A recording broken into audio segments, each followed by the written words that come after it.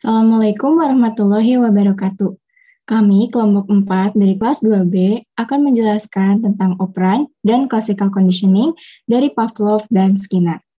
Sebelum memulai masuk ke materi, sebelumnya kita akan memperkenalkan diri terlebih dahulu.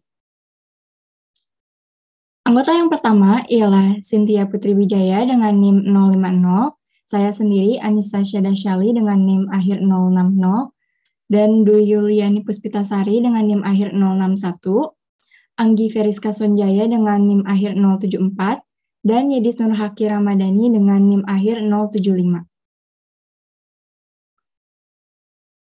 Materi yang pertama ialah Classical Conditioning Ivan Petrovich Pavlov yang akan dijelaskan oleh Anggi Feriska. Dipersilahkan. Baik, terima kasih kepada moderator. Yang pertama yaitu Biography of Ivan Petrovich Pavlov. Jadi, Ivan Pavlov lahir pada tanggal 14 September 1849 di Rusia dan meninggal di Leningrad pada tanggal 27 Februari 1936. Ia merupakan sarjana ilmu faal, di mana cara berpikirnya sangat menerapkan ilmu faal. Namun, meskipun demikian, Pavlov memiliki peranan yang sangat penting dalam dunia psikologi. Karena studinya mengenai refleks-refleks menjadi dasar bagi perkembangan aliran psikologi behaviorisme. Pandangannya yang paling penting adalah bahwa aktivitas psikis tidak lain daripada rangkaian refleks-refleks belaka. Penemuan Pavlov yang sangat menentukan dalam sejarah psikologi adalah hasil penelitiannya tentang refleks terkondisi atau conditioned refleks.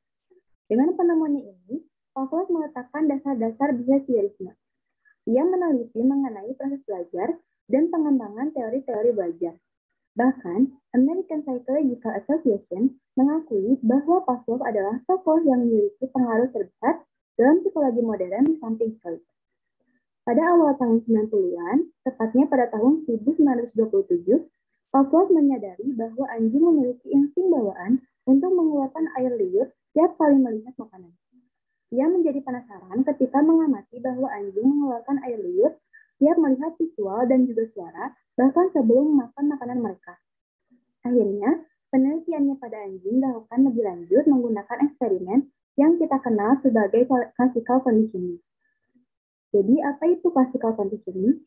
Teori classical conditioning adalah sebuah prosedur penciptaan refleks baru dengan cara mendatangkan stimulus sebelum terjadinya refleks tersebut.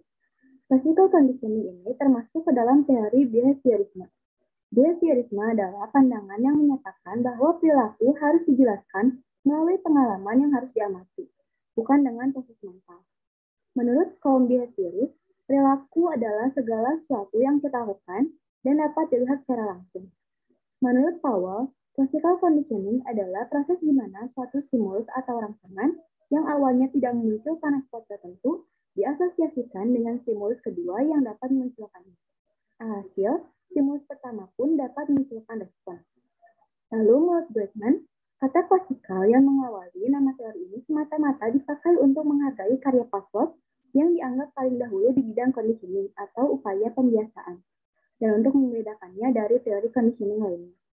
Selanjutnya, mungkin karena fungsinya, teori Pavlov ini juga dapat disebut respondent conditioning atau pembiasaan yang dituntut. Sekian penjelasan dari saya kembalikan kepada moderator.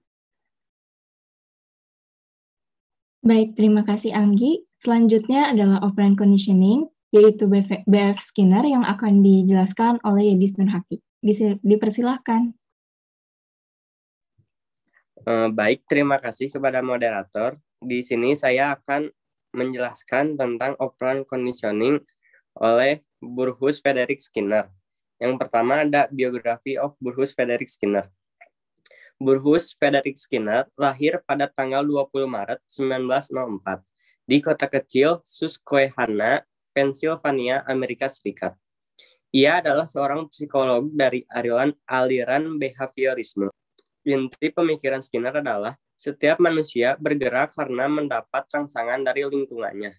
Sistem tersebut dinamakan cara kerja yang menentukan atau operant conditioning. Setiap makhluk hidup pasti selalu berada dalam proses bersinggungan dengan lingkungannya.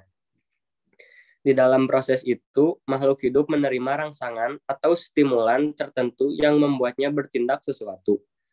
Rangsangan itu disebut stimulan yang menggugah. Stimulan tertentu menyebabkan manusia melakukan tindakan-tindakan tertentu dengan konsekuensi-konsekuensi tertentu. B.F. Skinner mulai mengerjakan gagasan tentang perilaku manusia setelah mendapatkan gelar doktor dari Harvard. Karya-karya Skinner termasuk The Behavior of Organism tahun 1938 dan sebuah novel berdasarkan teorinya Walden 2 tahun 1948. Dia mengeksplorasi behaviorisme dalam kaitannya dengan masyarakat dalam buku-buku selanjutnya, termasuk Beyond Freedom dan Human Dignity tahun 1971. Yang kedua ada What is Operant Conditioning in Psychology? Operant conditioning atau pengkondisian operan adalah suatu proses penguatan perilaku operan yang dapat mengakibatkan perilaku tersebut berulang kembali atau menghilang sesuai dengan keinginan. Skinner berpendapat setiap suatu tindakan yang telah dibuat ada konsekuensinya. Penghargaan untuk tindakan yang benar, hukuman untuk yang salah. Pengkondisian operan terdiri dari dua konsep, yaitu penguatan atau reinforcement dan hukuman atau punishment. Hukuman atau punishment adalah konsekuensi yang menurunkan probabilitas terjadinya suatu perilaku atau apa saja yang menyebabkan sesuatu respon atau tingkah laku menjadi berkurang atau bahkan langsung dihapuskan atau ditinggalkan. Sedangkan penguatan atau reinforcement dibagi menjadi dua, yaitu yang pertama ada penguatan positif. Penguatan positif adalah penguatan berdasarkan prinsip bahwa frekuensi respon meningkat karena diikuti dengan stimulus yang mendukung atau rewarding. Bentuk-bentuk penguatan positif adalah berupa hadiah, perilaku, senyum atau bertepuk tangan, atau penghargaan seperti juara 1 atau nilai A. Yang kedua ada penguatan negatif. Penguatan negatif adalah penguatan berdasarkan prinsip bahwa frekuensi respon meningkat karena diikuti dengan penghilangan stimulus yang merugikan atau tidak menyenangkan, seperti tidak memberi hadiah, menunjukkan perilaku tidak senang. Latar belakang teori operant conditioning. Skinner mengemukakan pendapatnya yaitu dengan memasukkan unsur penguatan ke dalam hukum akibat, yakni perilaku yang dapat menguatkan cenderung diulangi kemunculannya, sedangkan perilaku yang tidak dapat menguatkan cenderung untuk menghilang atau terhapus. Sekian dari saya kembalikan kepada moderator. Baik, terima kasih Edis. Selanjutnya adalah skema classical conditioning dari Pavlov yang akan dijelaskan oleh saya, Anissa Syadahsyali. Pada gambar yang tertera di layar, ada tahapan, yaitu before conditioning, during conditioning, dan after conditioning. Yaitu natural stimulusnya adalah bell, dan unconditioned stimulusnya adalah makanan anjing. Boleh di next? Penjelasan dari gambar tersebut ialah ada 4 tahapan. Yang pertama adalah anjing diberikan makan, maka respon anjing tersebut adalah mengeluarkan air liur. Lalu yang kedua adalah anjing diperdengarkan bel di depannya yang membuat respon anjing hanya diam saja, tidak mengeluarkan air liur. Lalu tahapan ketiga adalah anjing diberikan makan dan diperdengarkan bel secara bersamaan di depannya. Respon dari anjing tersebut ialah mengeluarkan air liur. Lalu tahapan terakhir adalah anjing kembali diperdengarkan bel saja di depannya dan respon anjing ialah mengeluarkan air liur. Boleh di next? Berikut adalah detailnya. Jadi, unconditioned stimulus itu adalah makanan anjing. Tahapan yang pertama atau gambar pojok kiri atas itu adalah tahapan before conditioning, di mana anjing diberikan makan dan secara sendirinya dia mengeluarkan air liur tanpa pengkondisian sebelumnya. Makanya disebut sebagai unconditioned stimulus. Jadi respon yang dihasilkan itu adalah di luar pembelajaran, jadi secara tidak dikondisikan. Lalu yang kedua adalah gambar pojok kanan atas, yaitu masih tahapan before conditioning, di mana anjing dibunyikan bel, tapi tidak ada respon dan air liur juga tidak ada. Makanya bel tersebut dinamakan dengan neutral stimulus. Lalu gambar yang ketiga atau gambar di pojok kiri bawah itu adalah tahapan during conditioning, yaitu anjing dibunyikan bel dan diberikan makan secara bersamaan. Lalu anjing tersebut mengeluarkan air liur. Lalu gambar yang terakhir yaitu di pojok kanan bawah adalah tahapan after conditioning. Tahapan after conditioning ini adalah hasil dari tahapan during conditioning yang diulang secara terus-menerus. Sehingga ketika bel saja yang dibunyikan, anjing tersebut sendirinya akan mengeluarkan air liur. Boleh di next. Selanjutnya adalah skema operant conditioning Skinner yang akan dijelaskan oleh Dwi Yuliani. Dipersilahkan. Baik, terima kasih moderator. Di sini saya akan menjelaskan mengenai skema operant conditioning Skinner. Yang pertama di sini ada stimulus, response, dan reinforcement.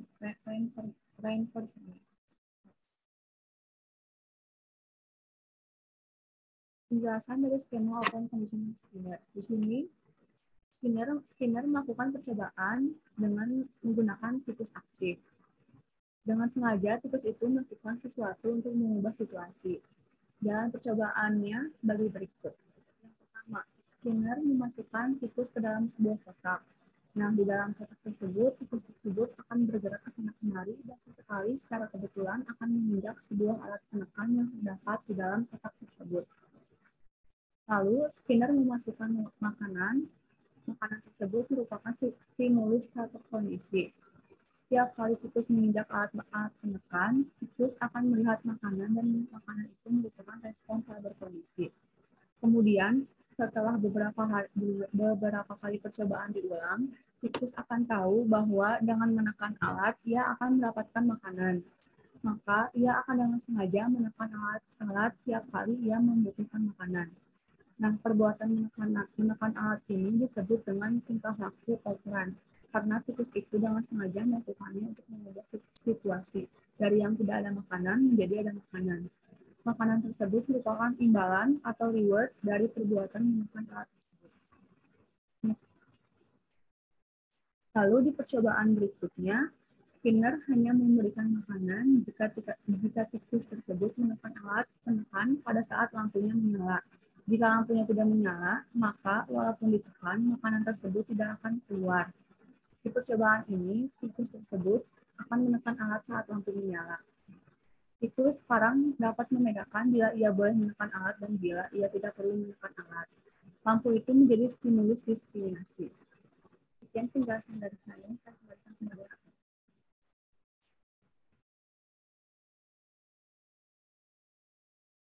Baik, terima kasih Dwi. Selanjutnya adalah kegunaan teori classical conditioning dan juga operan dalam kehidupan sehari-hari yang akan disampaikan oleh Cynthia. Dipersilahkan. Baik, terima kasih moderator. Saya di sini akan menjelaskan tentang kegunaan teori classical conditioning dan teori operan conditioning. Menurut teori classical conditioning, contoh pertama, musik favorit tersebut sering kita dengar ketika kita sedang dalam keadaan mood yang baik ataupun pada saat kita sedang berbahagia. Sehingga musik favorit tersebut kita dianggap sebagai suatu stimulus yang dapat membuat kita menjadi bahagia dan lama-lama musik favorit tersebut telah terasosiasi dengan perasaan bahagia. Banyak contoh classical conditioning di dunia nyata yang mendekati atau sempurna untuk eksperimen Pavlov. Contoh kedua, saat Anda disambut dengan aroma pizza yang baru keluar dari oven, Anda mungkin sudah mulai mengeluarkan air liur, bahkan sebelum Anda menggigit pertama kali. Aroma makanan yang datang memiliki peran yang sama dengan bel yang berbunyi pada eksperimen Pavlov.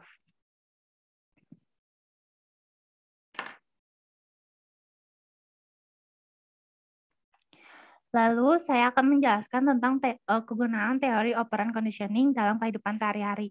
Para ahli mengklasifikasikan tanggapan menjadi 3 jenis yang berbeda, yaitu reinforce. Respon semacam ini meningkatkan kemungkinan perilaku diulang, yaitu bisa positif ataupun negatif.